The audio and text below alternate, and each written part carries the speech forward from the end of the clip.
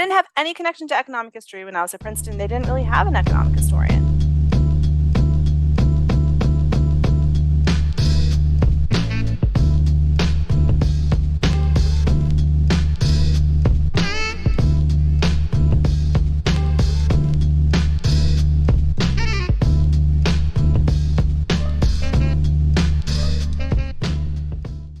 In this week's podcast episode, I had the pleasure of interviewing one of my favorite economists in the profession, Dr. Leah Boustan, a prominent economic historian at Princeton University. Leah's research covers many questions in labor, migration, and urban economics, such as the great migration of African Americans from the rural South to industrial cities in the North and West, as well as the age of mass migration from Europe to the United States that happened between 1850 and 1920. She's the co-author of a new book with Ran Abrinsky entitled Streets of Gold, America's Untold Story of Immigrant Success, which follows the fortunes of migrants who came to the United States. She uses, with Ran, multiple linked census data sets from the 1800s and 1900s to answer fundamental questions like, did immigrants in the past really pull themselves up by their bootstraps? Did their children move up the economic ladder as fast as their American counterparts, or their established American counterparts, I should say? It's a fantastic book written by a fantastic economist, and I had a great time interviewing her and learning more of her story as she told me about moving from high school debate to becoming one of the more premier applied microeconomists working today. She's also one of the co-editors at the American Economic Review. I am the host, Scott Cunningham, and this is my podcast, The Mixtape with Scott. So it is my pleasure to have on the podcast one of my favorite people and someone I've gotten to be friends with over the years, Leah Boustan. Thank you so much for being on the podcast. Thanks for having me, Scott. I'm so excited to be here. I didn't say it right, did I? I said Boustan, and that's like Mississippi way of saying it. Well, I'm not really particular. It is Boustan. Boustan. But I mean, it's also the same with my first name. Like, it could be Leah or it could be Leah, and I don't really care. My mom's the only one who cares. Oh, she cares. All right. Well, I'm gonna try to say it right then for her sake. So before so you've got a new book out. And I was wondering, before we get into the book, I was wondering if you could just start off, and for the sake of the listener, tell us a little bit about yourself. What's your name, your job title, and your employer? Well, I'm Leah Boustan. That is how you say it. And I'm a professor of economics at Princeton. And I've been at Princeton for 5 or 6 years. Before that, I was at UCLA for a long time. Yeah, great. We're going to get into that. So where did you, so before we get into your book and stuff, I was just wondering, where did you grow up anyway? Where are you from? I grew up in Lexington, Massachusetts. Oh, okay. Which is, they say the birthplace of the American Revolution. And now I live in Princeton, New Jersey, which I've since learned is the location of the first battle that the Americans actually won fair and square in the Revolution. So, yeah, I've come full circle. Wow. So what was it like growing up in Lexington? I mean, to me, I felt like it was really boring in the moment. That's probably just because my memories of it is when I was a teenager. Yeah. And I think probably a lot of people feel that way. Like, I wanted to know why my parents moved there and didn't move to the city or closer to the city where there was more stuff happening. And now that I live in a very similar place as an elderly person, in my 40s, I totally get why it's a good, now I feel differently about it in retrospect. Right. How far away? So you're talking about Boston? You were close. Yeah. How far away? Close to Boston. Well, the thing is, it's around half an hour. Oh, okay. But it was the one town in the area, so I heard as a kid, that had voted to reject getting commuter rail.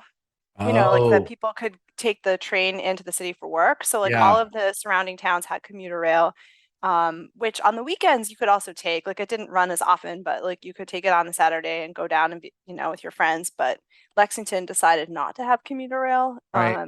So I felt really isolated as a teenager. Yeah. So because driving in the car as a teenager to Boston's that would be that'd be kind of a bigger bigger ordeal than just like jumping on a train. Well, I'm a terrible driver. Uh-huh. So I never felt comfortable driving like that far. Yeah. So yeah, for me, maybe Right. not for somebody else. Yeah.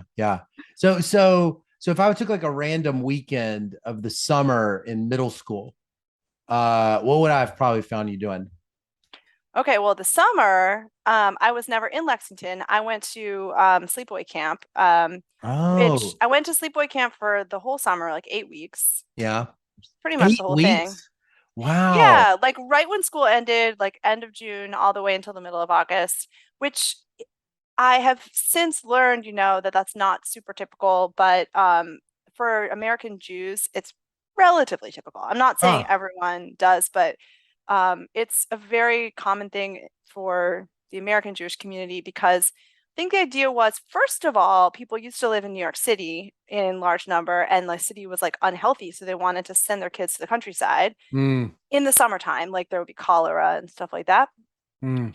And then as people started moving to suburbs and like assimilating, the idea was, well, we're going to really lose our culture because we used to live in neighborhoods that were very densely, just Jewish families. And now we're living in integrated places. Well, how are our kids going to meet other Jewish friends and whatnot? So the camps kind of stepped in and they're like, okay, we'll take your kids for the summer, Yeah. and we'll just do like, normal camp stuff, swimming and that kind of thing, but just have it be in a Jewish context and give the kids like some culture and classes and that kind of thing. So I was Yeah. always gone in the summer. I have no idea what Wow. was happening in Lexington, Mass in the summer. Wow. Wait, was it in Massachusetts? No, my camp was in Maine. A lot of the camps were in like Maine or New Hampshire, Huh. if you're from the Boston area. And Yeah. then if you're from New York, it might be like in the Catskills or in the Poconos, like in Pennsylvania. Wow. So you still keep up with any of those kids? I don't see my camp friends anymore, but I think of them like really fondly. And now that I moved back to New Jersey, actually two of my closest camp friends live in New Jersey. So as soon as I moved back, I was like, oh my gosh, I have to, get back connected and see you guys. But then it's been COVID and it just everything's been disrupted. But I hope Yeah. so. Now that must be like Yeah. that's like a whole other life you got to live. That seems like a really big deal. It seems like everybody I would know who had like the summer lake house and they would like go for the whole summer and they like it was just this whole community that they had just for that summer. And was it the same kids all the time? Yeah, it's the same kids all the time. And not only that, Scott, I feel like compared to a lake house where your parents might be there with you or Yeah. one parent might be there with you, right? um we were like in a society of children. Mm, Like there was a camp director, but besides that the counselors were like 19, 20 years old, and the yeah. kids were teenagers, or I guess the youngest one would be 9. Yeah. And so imagine just being like in a society of kids for 2 months. Yeah. That was really special. Oh, that sounds so wonderful. It sounds so wonderful. Are I mean, is that the kind, is that still as common now with the Jewish community as it was when we were younger? I think it is. I mean, yeah, we're definitely planning on doing the same. I think our Huh.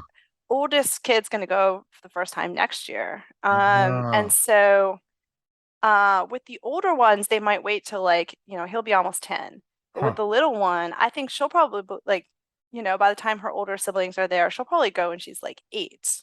Yeah. I mean, I don't know for sure, but like when you have your siblings there to kind of like protect you. So I hope so. Yeah. I wonder if summer camp prices have inflated since we were kids the way that college, that Bommel's disease kind of could go all kinds of ways with all sorts of stuff. Is it, I wonder, I mean, I don't know. It's like the people That's that a really run those interesting things, question. the people that run those things are probably have great outside options. They're like managing a firm. And Well, but I don't know if you need that many adults. That's the thing. Like, so the mm, counselors are all like college kids yeah, who do right. that over the summer. They True. also, I've heard there were some issues with like J1 visas during COVID. So some of the counselors are coming from abroad too. Mm, mm. And so that got a little disrupted during COVID, but in ordinary times when you can have these sort of temporary work visas for the summer, Oh, a lot of folks would come over to just be a counselor for a couple of months. Yeah. So I'm not sure it's actually that That expensive. And expensive. I mean, it is expensive, but I don't know if Right. it's increased. I It don't know like if the it's like inflation, the yeah, astronomical increase like college tuition. Okay. I don't think so. Because I was talking to my mom about it the other day, just like how much she paid for us versus how much we're kind of looking at. And it doesn't seem all that different, which is interesting Mm, because I think it's a lot of like cheap labor. right. Um, all you need to do is be able to like keep the kids occupied on the basketball court or Yeah, something. yeah, yeah. So, Right, right, right, right. Well, so what were your favorite subjects in high school? What do you like to do? well, in high school, I cared so much more about debate than I cared about classes. Oh yeah. So I did high school debate team, and that actually counted as a class, which was, kind of funny to us because, I mean, we would have done it anyway, no matter what. Right. Like the few people that were on the debate team, it was like 15 of us or something Uh, in my class, something like that. uh-huh. Doesn't matter if it was a class or not, we would have done it anyway. Like we were just really obsessed with it.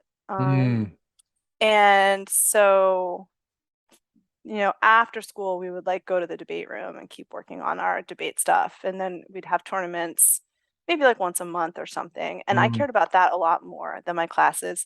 And in a way, it was kind of like leading up to the kind of work that we do now as academics, because it was really all about research. yeah. Um, Research more like lit review than independent research. It's not like we were, gathering data and running analysis or anything, but we were reading about what other people were saying on a topic and Right. finding the little nuggets from other people's work Yeah, and yeah, putting yeah. it Yeah. together into like a logical argument. And I just like all I really cared about was that relative to my Mm, classes. hmm. So is everybody that's really good at debate pretty similar in terms of their comparative advantage, or is it like a huge diversity of skill sets that makes people that kind of that makes people good at debate? And where are you in that? Well, I have met a couple of other economists who did debate, and I have to clarify that it was policy debate, which makes a difference for those debate people who might be listening. Yeah, There's different the styles. other one's like Lincoln or Johnson or something. There's Lincoln Douglas, and Lincoln I think there's Douglas. other ones too besides that, like parliamentary. And those, as I've heard, but I don't really know, are more focused on your rhetoric and being persuasive. Mm, And policy debate is not. It's just about getting as much information out there and then countering the information from the other side. mm, Um, so you have to be quick on your feet because when right. you hear what your opponent is saying, you have to respond immediately. Yeah, yeah, So yeah. that's something that I think is probably pretty standard across debaters. So were you reading in economists? I'm sure if you're doing policy, Yeah, you're like interacting with in high school, like economic policy. yeah, yeah. So for the whole year, you have one policy topic to work on. So I think Oh, it was my sophomore year that we were working on healthcare reform because it was oh during like yeah. It was like during during Bill Clinton. Clinton. Right, right. Yeah, so there was a lot of economics in that. I mean, I think we were introduced to stuff like moral hazard and markets Right. unraveling and that Yeah, kind yeah, of yeah. thing. Yeah, yeah, yeah. But the thing about debate is that if you can convince the judge that your proposal, should it not be enacted, the world might end with nuclear war. Or if you can convince the judge on the other side that when you're on the negative, if you can convince that if the policy is enacted, the world would collapse into nuclear war, Yeah, that's the key. You that's really the have to key. get to the point where you Ah, have like the worst possible harms. And I then you can see. say, oh, well, yes, it's a small probability. I understand that like the logical chain is very, very, very tenuous, but Right. on the small, small Oh yeah. chance that it might lead to like the destruction of the world. Yeah. So we ended up discussing budgets quite a lot because the way Ah, the way to argue is like basically to switch the terrain and say, well, if we spend a lot on healthcare, that might be great, but that's going to take away from like defense spending, and we need defense spending because the Russians are going to get us, that sort of thing. right, right, right. Well, So that's it was. crazy. I mean, uh do you graduate high school kind of like interested in economics? with that, or were you thinking of Actually, I like was I might interested in become a policy. policy? Yeah, so that's why I went to Princeton as an undergrad because they have this policy major. Ah, And a lot of the students here at Princeton do the policy major. oh, it's really popular. It's really popular. I think Hmm. it's like number two or three. Hmm. I actually don't Um, know of a lot of schools that have a policy major. Is that actually pretty popular? Is that a common major I everywhere? don't think so. I don't even Oh, think it's offered at a lot of I places. don't think we have it at Baylor. I mean, yeah, keep going. So Yeah. you like but Princeton's like super. So even it's like high school, you're like, I want to major in policy. What'd you want to be? Yeah. What'd you want to Yeah. be? You want to be I a wanted to go lawyer? to, no, I wanted to go to DC and like work for a senator or something like that. I Oh, had no idea what the job description or title was. Like, I yeah, didn't know, I don't know. I had never seen like The West Wing, or I don't think, that came later. right, It's not that I right. had any clue about what really happened, but I just had this sense that there was like a person in DC who like made the policy, and then they need like an advisor who would help them do the research. And I was like, I want to be that advisor person. Yeah, yeah, yeah. Not like a real job or anything, but that's Right. like what I had in mind. So I researched which schools had policy degrees, and I was like, okay, I want to go to Princeton because there's a policy major. And then when I got to Princeton, I thought that that's what I was going to do. So one of the requirements is taking, introductory econ, Oh, and that's how I got turned on to it. who was your teacher? Do you remember? So yeah, she actually is just retiring this year. Her name is Beth Bogan. Okay. And she taught both introductory micro and macro for a really Uh-huh. long time. Yeah. She's an excellent teacher, and like real chalk and talk, like everything Yeah. on the board in front of 300 people, and like just super crystal clear. Right. Um, and I I just, really connected to that way of thinking. So I was like, okay, I'm going to just keep doing all the econ stuff too, Right. like on the econ track. So when I was a sophomore, I took uh, applied econometrics because we did Wait, are you basic. double majoring at this point? You're like, No, like I was just doing the econ track too, just to kind of keep my options open. oh, They don't okay. they don't allow double majors, but I Mm-hmm. just liked all the econ stuff, so I was doing that. I was doing econometrics sophomore year, Mm-hmm. and then applied econometrics in the spring of my sophomore year, which was like Yeah. when you really got to use data. Yeah. Um, Oh, I I think now a lot of places kind of have that where they do theory first and then they do data, or they interconnect it. right. But at Princeton, it was just like an elective. Mm. Like if you were just going to do econometrics as the Yeah. major, all you had to do was theory and that was it. Like you never had to actually to work with the data. And then if you wanted to do applied econometrics, you could. Right. So that's where I really was like, okay, this is this is what I love. So what happened? You're doing applied econometrics and you're working with data. What do you remember like the emotions of like what about that? Given that you're like Yeah. so into policy, like you could imagine somebody that doesn't know what we're talking about can't even conceive of why that would like be this exciting thing. But so what happened? What were the feelings? What happened?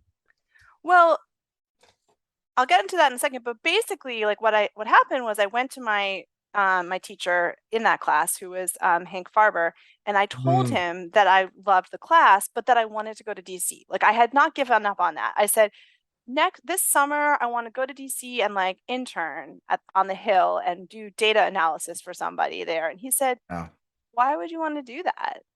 Like I said, well, I want to, affect policy and blah blah blah. And he said, well, you've taken one class. Like, I don't think you can really affect policy right now. Like, why don't you stay at Princeton and learn how to actually do some research? yeah. He said, why don't you come work with me? I have a project that I need help with. And I said, okay, sure. And I just did You that just instead of going told to you DC. basically just gave it away. You were the best student in the class. I don't know. There were some other good students too. It was only like 13 or 14 students. So I Yeah, mean, I'm not sure about that. I think he was probably just like, oh, here's someone who can give me a hand. I'm yeah. not sure, but like Well, he could I spot talent. He was right. He could spot it a mile away, so he could like tell you were really good. That could be, but it was so funny because I now have these students coming to me Yeah. on the other side, right? Like I'm on the other Uh, side of the desk. And the way that like I just remember that interaction really well. I said, I uh, want to go to DC. He said, why? uh, Like, what do you think you're going to be doing there? And he was the first person who was, uh, I guess, really taking me seriously in a way and trying to help me build toward that goal. mm, But like with tough love, kind of like if you go to DC now, there's really nothing you can do. Like you don't know right, anything. right, Like, right. so I want to help you learn how to do something. Yeah. So you better come and actually get trained. Mm. Um, So I how don't did know. I that mean, feel? How did that feel? Was that, I mean, you could tell you knew what he was talking about. yeah, I mean, I just immediately was like, oh yeah, that makes so much sense. Like, Mm. in a way, by telling a person that they don't know but that they could learn, Yeah. it's almost like the best gift. I mean, I don't really watch Star Wars. My kids watch Star Wars, and I sort of see from like, I'm like scrolling my phone and I kind of see from the corner of my eye. But it's sort of like Luke, right? I mean, he has to go get trained. Like he has power, but he doesn't really know what he's doing. Right. And Right.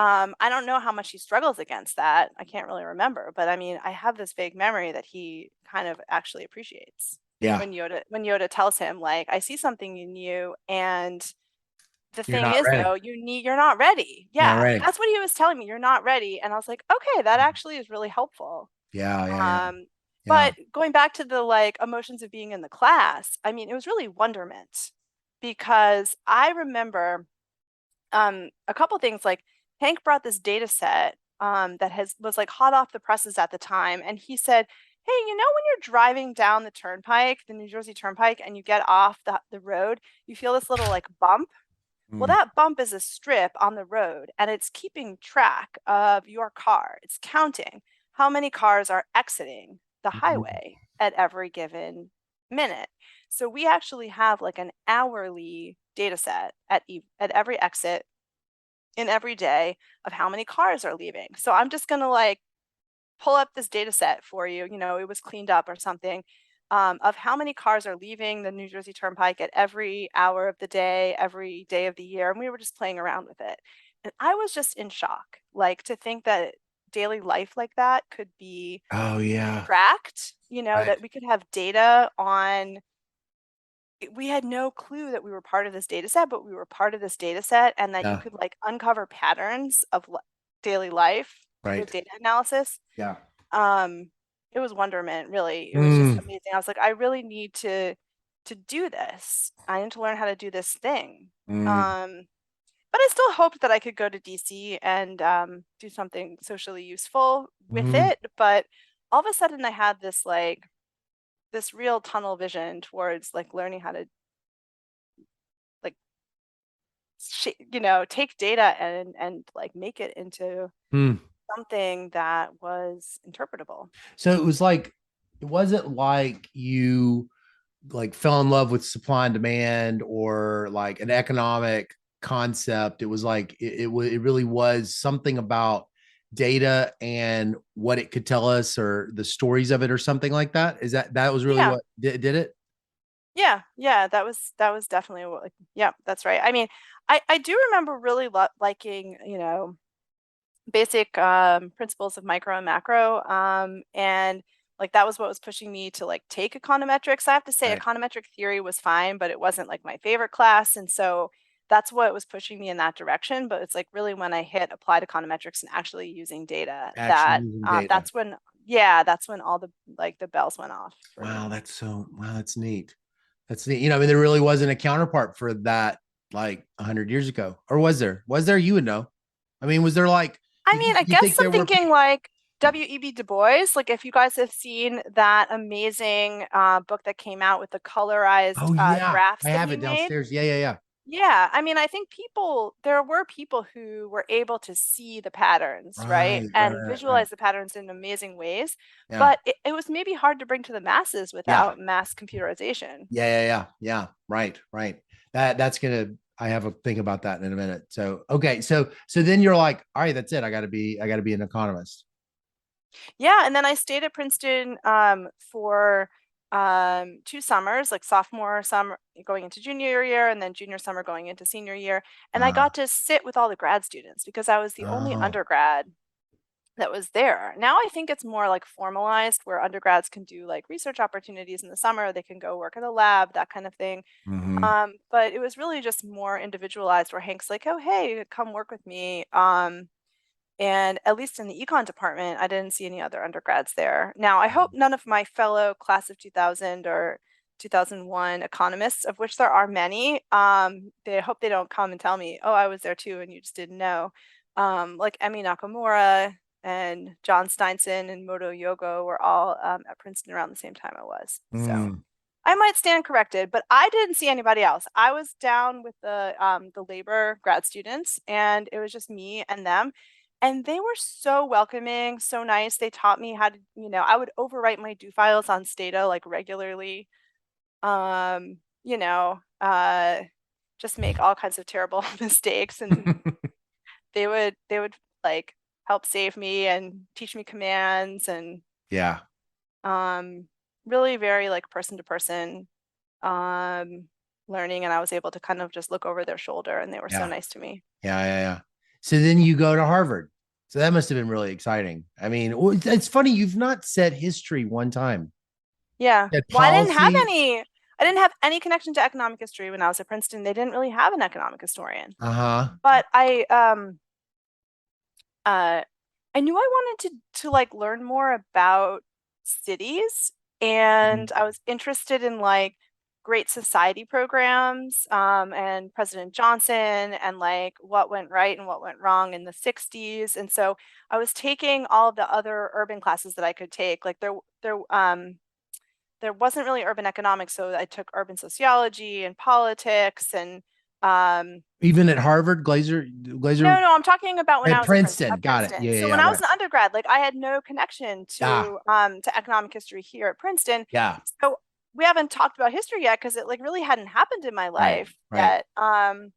right. And So you were like, it was the city stuff. You were like, you were it was kind of, you were taking cities, and then you were like, you were really interested in econometrics and that, and data, and you right? and data, and you had not had any, you hadn't had hadn't been bit by this history bug. No. Okay, But I knew that like I was interested in in whatever issues were urban issues of the 90s. I was like, well, they didn't just start then, right, like I wanted to kind of go back in time, but not back to like, the American Revolution or anything, but I wanted to go back 30, 40, 50 years and understand the New Deal and understand Great Society and that kind of thing. So right. 20th century. Yeah. And then when I graduated from Princeton, I didn't go straight to Harvard. I did write for a year at the American Prospect magazine. Yeah, I read this. Isn't that where you did that that article that was like, I believe it had something to do with maybe sex trafficking, or Yeah, it was yeah, like, yeah, I was so surprised one day when I found it. Well, you were like yeah. early 20s. Yeah, they had a writing fellowship where you could go for a year and just like write for the magazine. It was probably just like a way for them to um, get a lot of copy relatively cheaply because we were all like excited to be there, and the pay was definitely not very high. Yeah. Um, but um, when I was at Princeton, in addition to being really into data and econ research, I also was writing for the alternative newspaper, Mm. and eventually became editor in chief. And so, Oh, just like when I was in high school, I was just really into debate. Like at yeah. Princeton, I was really into the newspaper. So I wasn't sure, like, did I want to maybe go into journalism or did I want to do a PhD. Yeah. So I did that year in journalism, and I don't know whether I might have continued, but I ended up getting an NSF, like a grad research NSF, and so I only had 1 year to defer. And so Oh, I deferred, and then I applied to grad school while I was on that 1 year writing fellowship, and that was it. Like that was my 1 year of journalism. right, right. Yeah, You're a great writer. You're thank phenomenal. you. Yeah, I mean, you are such a you have such a wonderful voice. Uh so so then I could spend so much time. I do want to talk about your book, but I just want to real quickly talk about Harvard. So that must be where something something happens at Harvard where you move away from cities a little bit, maybe not, but like you're at least moving into history, I guess, right? At Harvard. Yeah. Yeah. So I didn't even really know there was such a thing as economic history, but when I was at the American Prospect, and doing the writing fellowship, one of my other fellow writing fellows, was hearing hearing me talk about my interest, and he said, "That sounds like economic history." And I said, "What's economic history?" And he told me about it. He had taken an economic history class in college. He's like, "That just really sounds like what you're into. Like you're interested in contemporary problems and stuff, but you want to understand like the backstory, like why did things Uh, evolve this way?" And he's like, "That seems to be like what economic historians are doing." I said, "Oh, okay, cool." And then I looked up, Claudia Golden, and mm, that's how I ended up deciding to go to Harvard. yeah. So you knew about her before you got there. Yeah, like I contacted her when I was applying or when I got in or something like that. Uh, And I got into a couple of other schools, and I talked to a couple of other folks from other schools, and I was like, "Oh, do you guys have economic history here?" And they're like, "Well, I wrote a paper with some old data." and so And that's economic so history. like you could, and I was like, "Okay, well, Claudia was a real deal." So I was excited to go work with her. Yeah, right, right. So what's she like? A lot of people don't know her, so they just know of her. What is she like? What was she like for you? I mean, what about that relationship is worth mentioning? Yeah. Um, well, I mean, I think that Claudia, when she looks at you, she like looks into your soul. She really like takes you in as a whole person and takes Mhm. you incredibly seriously, and like thinks about what's going to make you happy, what your interests are, and how to help like set you on that path Yeah, uh to accomplish that. So I mean, she's an incredibly special person in that way. She does not see people as some sort of like, "You're a graduate student, you're a cookie cutter graduate student," to me. Like, "Oh, you're the new student interested in labor." She really just wants to get to know you and help people accomplish what they set out to accomplish. And I think that's the way she sees the world. Like, mm, she's incredibly curious, and she imagines that other people probably are too, like that they have the level of intensity right, that she has. right, And right, so she right. like elevates people around her to Yeah, that level. yeah. So what do you feel like was different about you as a result of just having that kind of mentorship from her? If you had to guess, what do you think it passed on to you? Well, the most amazing thing about my relationship with Claudia when I was a grad student is I didn't actually stay at Harvard for very long. I was there for 2 years, and then my husband got a job, and we moved away. Wow. We moved first to Philly for his postdoc for a year, and then for 2 years to Minnesota, which was his first job was at the University of Minnesota. Wow. And Claudia was always like so supportive of that. Ah, So like when I would come back to, I sort of committed that I was going to come back to Harvard every 2 months for 2 weeks. So I'd be gone for 6 weeks, and then I would be there for 2 weeks. So I missed out on a lot of the kind of like training, like by osmosis, going to seminars and all those kinds of things. But whenever I came back, Claudia would always say like, "Oh, here's Leah, like her husband's such a superstar. He's such an amazing academic. He's working on this or that." Like she, kind of was keeping up on what he was doing. Um, and she's like, "He's in the humanities, but he found a job right away, which is such a huge accomplishment." She was always pumping him up and us up as a couple, and our decision to move together and follow and like get his career started. And like she was always talking about that to other people, and how supportive she was. And then when I was done and I finished and I graduated and I got a job at UCLA, and we both got jobs at UCLA, she said to me, "You know what? To be honest, I was really worried about you. I was worried that you were going to like float off, and that, mm, like you wouldn't come back as often as you said, you wouldn't stay focused on your dissertation. Not because there was anything about you that led me to have that concern, but just like it happens. Like Yeah. people, if they're separated from their academic institution, if they're off somewhere, like they can other things come up in life and they can drift away. But I didn't want to ever say that to you because I didn't want you to think and put that thought in your head and think I was worried or that I was spending less concern on you relative to my other students. Wow. I Wow. mean, so that's really amazing Hmm.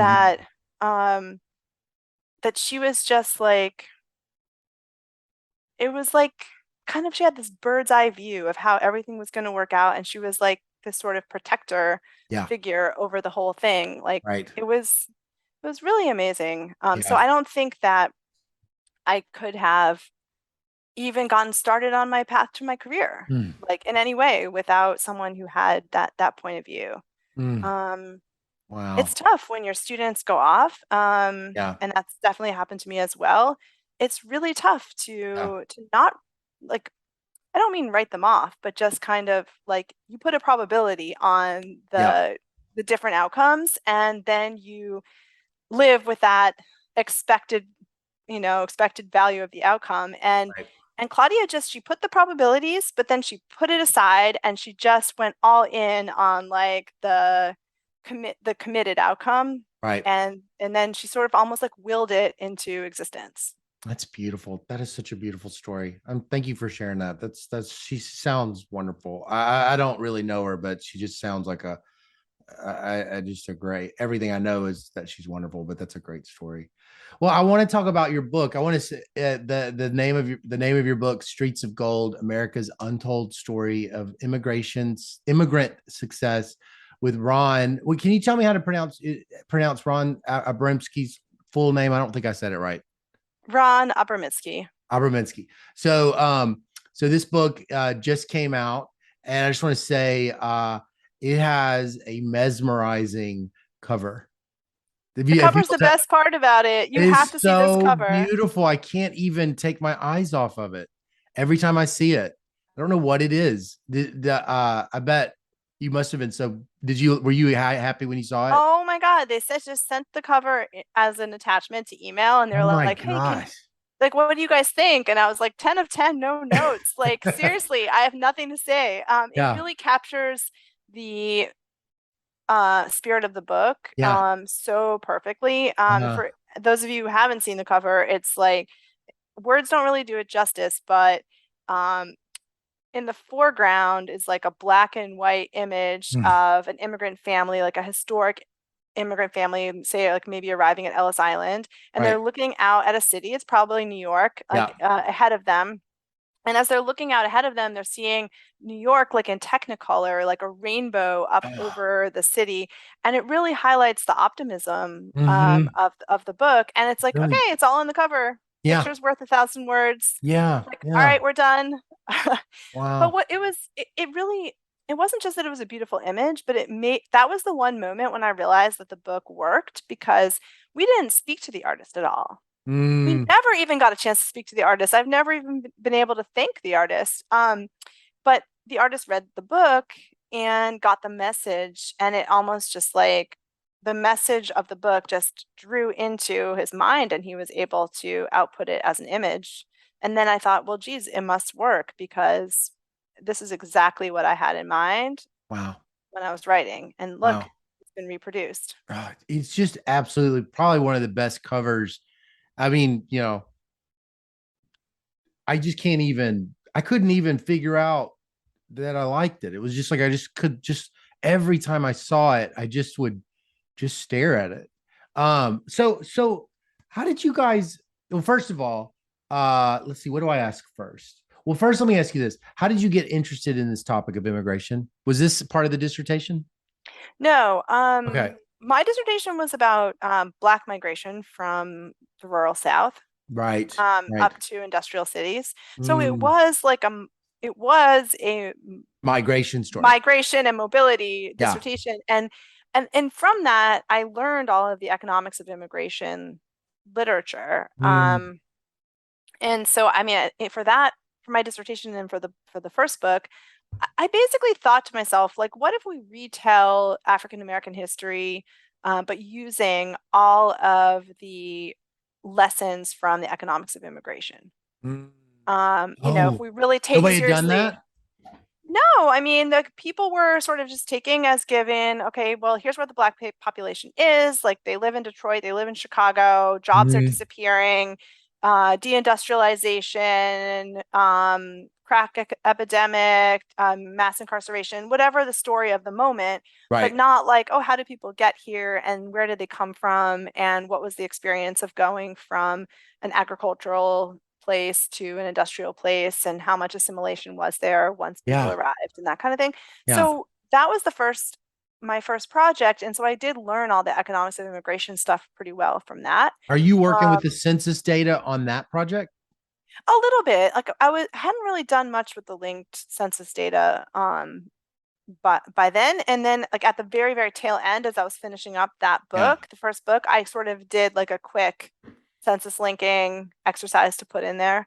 Mm. That was like where I overlapped between the two projects. Mm. But then my second project was with Ron and with Catherine Erickson and other co-authors that we've had over the years now, like Santi Perez and just a whole set of people. I can't even give So justice this to is all at the people. UCLA. This This is at project's at UCLA. UCLA. Yeah, and Catherine was one of my first grad students. Not my first, but one of my first grad students at UCLA. And so she was on the project from the very beginning there. And this all was a California project because I met Ron out there too. He's at Because he's at Stanford. Stanford. So you're at Yeah, UCLA. He's at Stanford. He's an economic historian, but had he been working yeah. on immigration? No, his first book was on the Israeli kibbutz. And the Mm. kibbutz is like actually his family had originally been living on a kibbutz Yeah. in the previous generation. So it's like a totally equal sharing society where you just like pool all of your income. You can also work in the city and you can go work as a lawyer if you want to, but then as Yeah. soon as Bring you it come back. home, you just have to bring the money back. Yeah. Give it back. Yeah. And you have to give all the money back and share it He out. grew up in one. He grew up He in no, that. he did his mom did. Oh, okay. And so he would always go back to the kibbutz in the summer. And I think that maybe some of his siblings might have gone back. I'm not Mm. 100% sure. Oh, I'm gonna get in trouble for that. But there's definitely still some family connection. But I he love himself, that. I no. bet it's like so in my DNA to go live in a kibbutz. I mean, Yeah, I'm not Jewish, but so I guess it's like not completely my DNA, but like just the idea of the community, just I all of us know. together, I mean, taking he care of each said that other. for his child, it's ideal for kids. Yeah. He said like it's just like heaven on earth as a kid Mhm. to just be there in the summer. And yeah, so I think we're all, I mean, okay, I can't speak for all, but many of us are yearning for the idea that we might have a community that's tight knit and where people really do help each other and care about each other. And so here we have this situation in Israel where there were these equal sharing communities right next to the market economy. Like there were no walls and barriers, Oh, right? So wow. people can Yeah. move back and forth, but the kibbutz also had some control. They didn't want to just accept anyone who comes in. So there's a Sure. lot of kind of internal barriers of like vetting process and that kind of thing. Mm, mm, So all kinds of interesting economics there, but totally. I bet. also some migration issues too of like who moves in, who moves out. So Yep. that's what we were talking about originally was this sort of What, y'all knew each other and you guys were just like talking we were talking shop at a like at the conference. ASSA or something? Well, it's a very special conference that if it hadn't been for this conference, maybe the whole project wouldn't have happened. But we went to this, so in California, we're pretty isolated from the rest of the academic community. So we built up all of these California specific small conferences so that you don't Yeah. have to, every time you go back, believe me, I just got back from the West Coast with my kids 2 days ago. And it's like, it's a whole day ordeal to just come back from the West Coast, right? Yeah. So you want to have some intellectual community and not have to Right. go far. So they have all these like UC specific things. And then, we would deign to allow Stanford to come to the UC things, Yeah. Yeah. Yeah. even though they're not in the UC. So we had a conference where it was designed to have 2 hours off in the middle of the day just for people to walk around in these beautiful gardens. And that's where Ron and I were chatting. And we were talking about the overlap between our work. You wouldn't think the kibbutz and Black migration would have anything in common, but they did have this overlap with thinking about migration. And that's how we Mm. got started talking about this project. What was the so when you say the project, like what do you guys have this vision out of that conversation? Y'all can sort of seize this, or was it one paper? Um, it was maybe a little more like a vision. Mm, But I don't know if I'm reading too much back into it. But it was this idea of really trying to um, retell the story of migrants from migration from Europe to the United States, but with microdata. with Um, microdata. So that was the yeah, hook. That was the hook. You guys were like, so it is this like a pivotal moment or something like something I don't really understand where census records historically could not be linked and now they are linked. And also, could you just say for the listener's sake, when you say, when the words linked census records come together, like, could you just tell a little bit of the story of that? Like, because that's a big part of this. right, right. Um, yeah, so Ron's advisor at Northwestern was Joe Ferry, and Joe Ferry was one of the first people to do census linking. His um, process was much more by hand Mm, than people do now. wow, that would have been a pain. Um, there was like census indexes that he was using, and he had some kind of algorithm in his mind of like, okay, then this will count as a link and this won't. Oh, And wow. essentially, what we were doing was we were taking Joe's ideas and we were creating a computer algorithm out of what was in Joe's head. Mm, And I think at the time there was one complete digitized US Census, which was 1880. 1880 was done first, and it was already posted up at the IPM's website. But all of the other censuses that were being digitized that we have available to us now, I don't think were available yet. I think mm. we just had one, and then you could try to link a sample to that one complete census. And But you're things were linking a changing really person, right? quickly. You're linking a Yeah, person. That's what you're doing. You're like Scott Cunningham, 1880. Oh, look, another guy named Scott Cunningham, 1900. I know about the yeah, 1890 fire. yes, I learned yes. about that the other day. So then you link. This is like, I guess, like it's particular kinds of questions that make this you would even want to do this, right? Like you don't have to be an economic historian in link. I mean, this is kind of like moves into your title, which is like this is about upward mobility or changes over time or success, right? Is that what you're kind of thinking? I mean, I don't want to put words in your mouth. Exactly. I mean, exactly. So it's really useful for anything that's intergenerational, so that you Right. find someone as a child in their childhood household. Mm. Um, you see what their parents are doing, their parents' occupation, the county that they're living in. So maybe the county they're living in has been exposed to something like Yeah. environmental pollution or desegregation of the schools or whatever it is. And then the idea is you can follow that person until they're in the labor market and look at the long run effects. So anything that's intergenerational, you can now do. And then anything that's also like over a lifetime. So you want to look at someone's career trajectory. And as a labor economist, when you're thinking like Yeah. age earnings profile, right? Mhm. And so basically, a lot of the immigration stuff is age earnings profiles, and the idea that immigrants are going to maybe have a steeper age earnings profile. They're going to learn more on the job with every year that they work and get more return to experience because they start out like not knowing English, and then they're also learning English on the job. Yeah. So it's really that sort of like career trajectory stuff that the linking can be good for as Right. well. Right. But initially, we were like, maybe we were just crazy jumping in and didn't know all the challenges we would face. But we thought, let's not just link people, let's link transatlantically. Like, let's get a census from Europe, childhood, and then try to link people to the United You States. guys And are crazy. That's amazing. yeah, so that was really wild. But that came from, see, here's where life can be really serendipitous. Um, you know how I said my husband's first job was at the University of Minnesota? Yeah. So we had moved there and we bought a house in Minneapolis, and I went every day to the university and just like hung out. So who was I hanging out with? I was hanging out with the Minnesota Population Center people who put all the Uh-huh. census data together. Yeah. And one day there was this like guy there from Norway, whose what's he doing? Oh, we're actually coordinating all the census data from Norway, Sweden, and the UK and Canada with the United States. And so we're going to put together this project and we're all going to post our 1880 or 1881 or whatever census data up on a common website and harmonize it. So in the back of my mind, I knew that there was this transatlantic data. Yeah. It wasn't linked, but it Oh, was you knew it was there. available. Yeah, yeah, I yeah. knew it was there. I knew they Yeah. had complete sense. So just because of like hanging out somewhere as a grad student and just paying attention to what was happening. Yeah. Yeah. So that's amazing. That's just yeah, there's so many parts here. I wrote too many questions. So the title is interesting. America's Untold Story, Immigrant Success.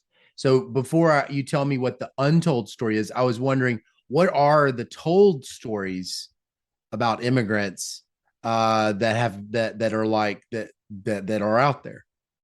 Well, the told story about immigrants, I think, is this idea of rags to riches from the Ellis Island generation.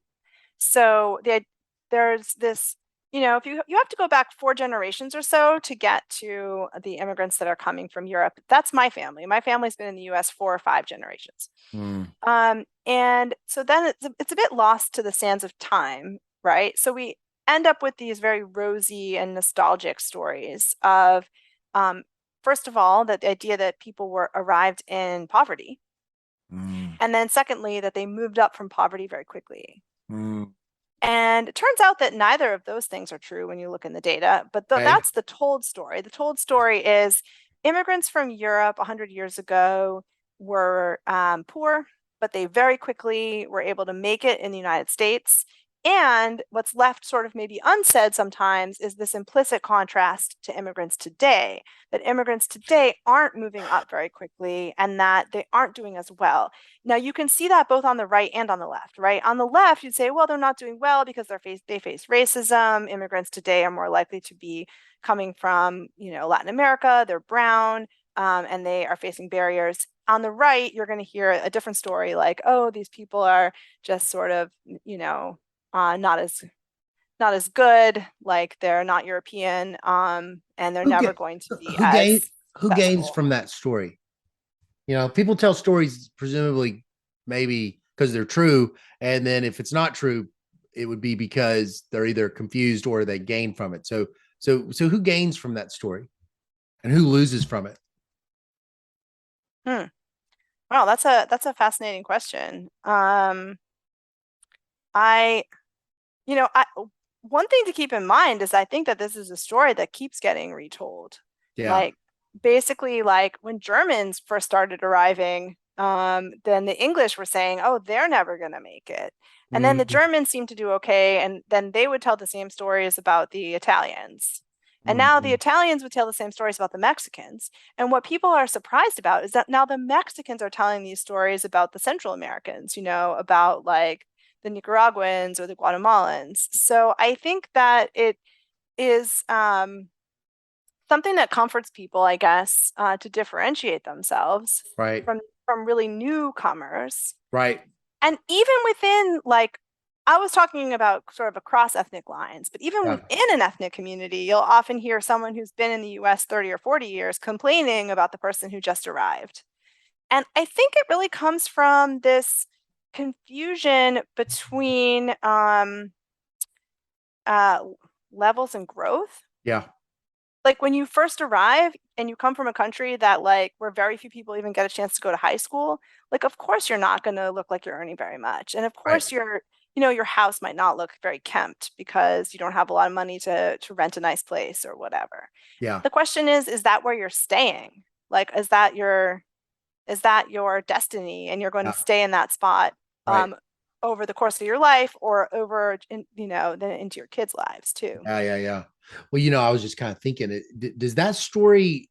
Do you think that story of rags to riches invites any kind of negative judgment towards immigrants now? Like, if they don't fit that story at all, then there's something wrong with them, maybe.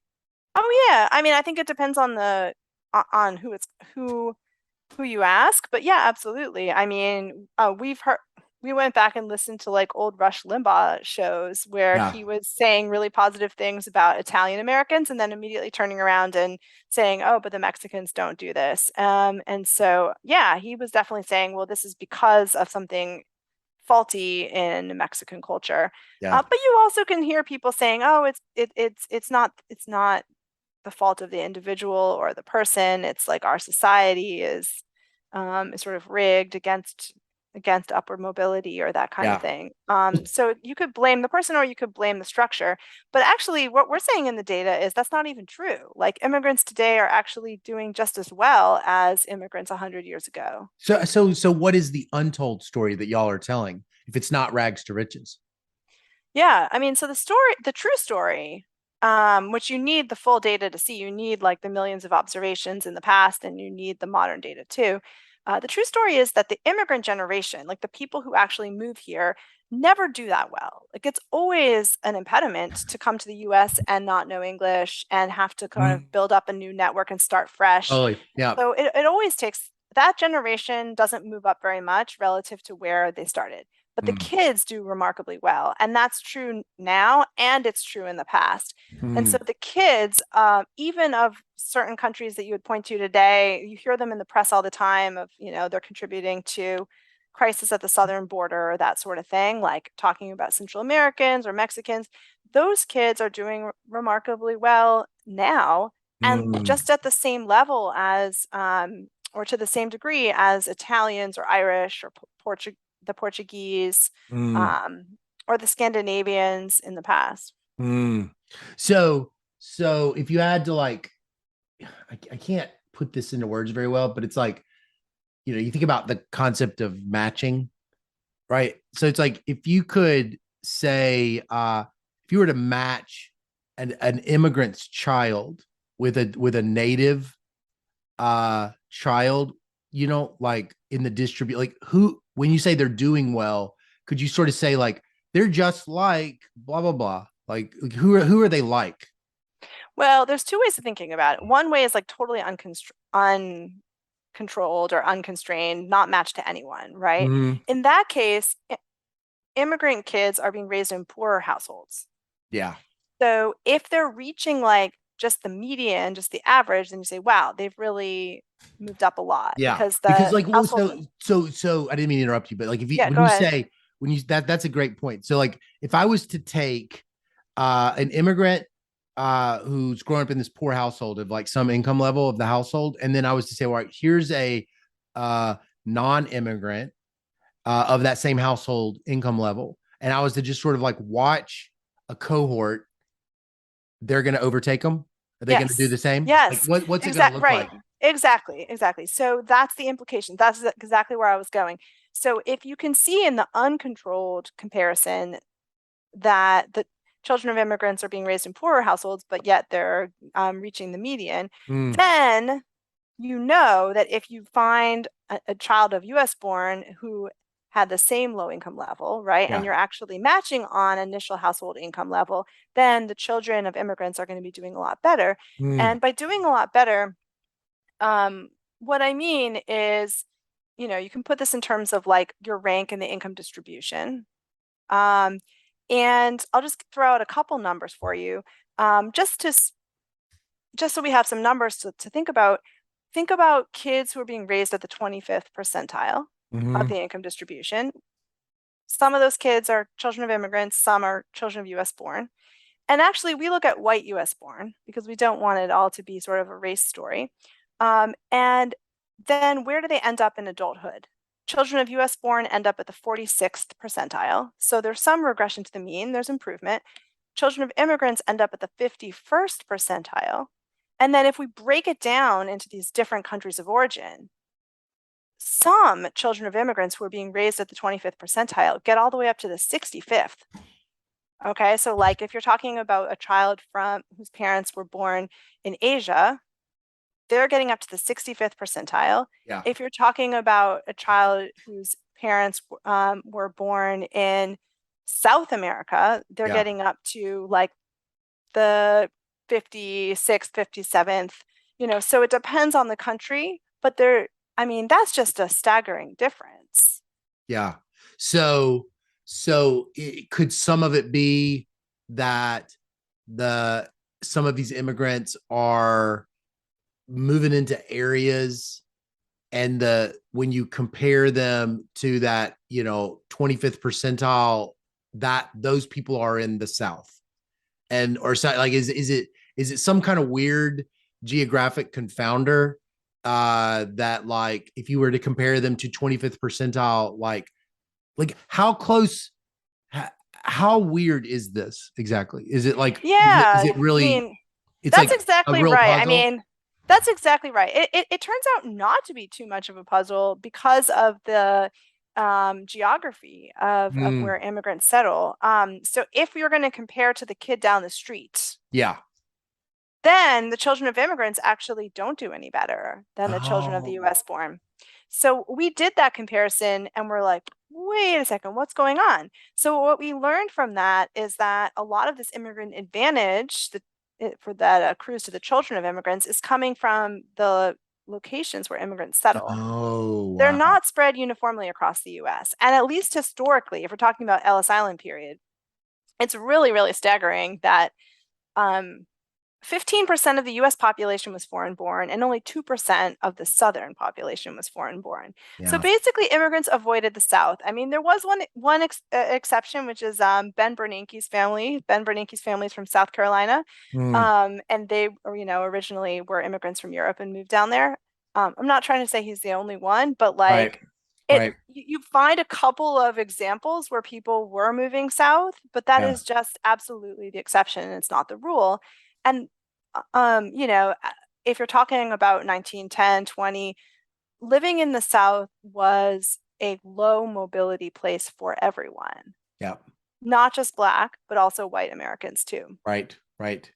Is that a big part of what you found? This is like, there's a big part of this is like cities almost, or Yeah. geography. Yeah. Yeah, a big part of it is it's region first, and Mm, then beyond region, it's also cities. mm, Yeah, immigrants got to the right place at the right time, and they're still doing that today.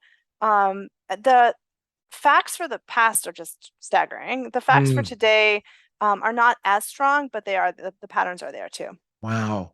It must have been just such a intellect. I just would be curious, there's a little kid listening to this. Like, I in my dream, there's a little, Leah Boustan listening to the mixtape podcast, and it's like, I would be just curious, how would you articulate to her out there, what it has felt like for you to go on this journey and make and learn something that nobody knew, and doing it in the way that you did it. What does that felt? How would you explain that to somebody who's never felt that? Um, wow, yeah. I think that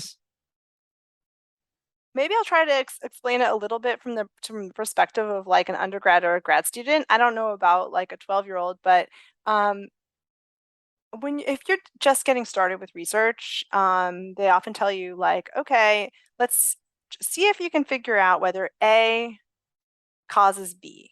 Yeah. Just keep it really simple. Does A lead to B? And I feel like with that kind of analysis, you never really know for sure if you might be missing something. There's a confounding factor, and I've done a lot of papers like that, but I always feel like, well, I think A is related to B. I mean, I've done my best, I've checked everything, but I think. And here I actually feel like I know Yeah. because I'm doing descriptive work, Yeah. much more so, now than I used to, and just trying to like lay down new patterns, collect new data. Um, in the case of the census data, it's data that's out there but has never been used in this way. So Yeah. I don't mean to say that I'm like literally like recovering it from an archive or anything, but like it's just never been looked at in this way. So every new fact is like does have a feeling of discovery and also Yeah. like a feeling of truth to some Mm, extent. I mean, there's certainly like layers of interpretation that you put on things, and when you yeah. try to like wrap it up into a final paper or a final story. You're layering on some interpretation there, but I do think that the underlying facts are what they are, and they were Yeah. not known before, and that Right. feels really good. There's like a feeling of the closest thing I can think of is when you're trying to work on a piece of music and you're just not getting it, not getting it, and then you get it, and you're like, you can't take that away from me because Yeah. it is what it is. Yeah. Wow. Wow. Well, I have one last question and then I've got to let you go. It's been so nice to have you on here. Um, what is your well, not okay? So I asked Susan Athey something and I said, "What is your favorite?" And she said, "You're not supposed to say what is your favorite. You're supposed to say stuff you like because it's too hard to Hmm. come up with whatever your favorite is." So I'm not going to ask you what your favorite paper in economics is. I'm going to say, tell me a paper that you find that you've thought about that kind of comes to your head that you think about it every now and then, or that you do like. Who's the Hmm. Oh my gosh, I agree with Susan. You can't say favorite because you know, it can change and it can wax and wane. Um, but yeah, I mean the paper that I really just can't get out of my mind, probably since grad school, is the original uh, Power to the Pill paper by Claudia Golden and Larry Katz. Yeah. It has a really simple model. Like I don't necessarily remember all the empirics in it, but it has a really simple model of a marriage market Yeah. that um, describes how there's a world before contraceptive technology, and there's certain matching that happens and certain marriages that occur, and then there's a world after, and Yeah. different marriages occur after the Right. contraceptive technology. And they point out that there are winners and there are losers among the women. There's some women who are like, oh, score, because of this new technology, I can really like more fully be who I am, be myself, and bring more into this partnership. And then there's Yeah. other women who are like, oh, I was on top of the world before and now I'm not. And I've been thinking about that just for 20 years. Like I Yeah. haven't done anything about it, but I just keep thinking about the idea of winners and losers and this really sunny vision of like technological progress, because Yeah. contraceptive technology is a technology, and this really, really nice framework for thinking about who benefits and who might lose out. And just, I would love to be able to do something like that one day. Yeah. I feel like that's really one of the strengths and powers of economics, is to like have a couple pages in which like a framework where you really put everything together and come out with Yeah. a new insight like that. I just feel like, yeah, I've been all about data for sure, like since I was in college, and I love patterns and data, but I would love one day as like maybe a new challenge to ever have something as insightful as I remember that paper being. Yeah. I love that paper too. I am, not just saying this, but I feel that that we're all so fortunate to have you in the job with us. It's so you're just always so happy. And I mean, I know that everybody, you're not just always so happy, whatever, but you're a very pleasant and kind and intelligent and funny person. And I appreciate everything you are kind of as another economist out there, just interpersonally. And I learned so much from you in so many ways from your work and just from your take on things. And so I just wanted to say it's really really great that you decided. I'm glad that uh, Faber uh, had that conversation with you. Glad you took that Thank, applied econometrics class. thank you, Scott. I really appreciate it. I mean, I could just talk with you all day, and I'm so glad we had a chance to chat at such length. I loved it. So thanks for asking me to do this. And Yeah, I'm excited to continue to see all the work that you do here on the mixtape. cool. All right, bye.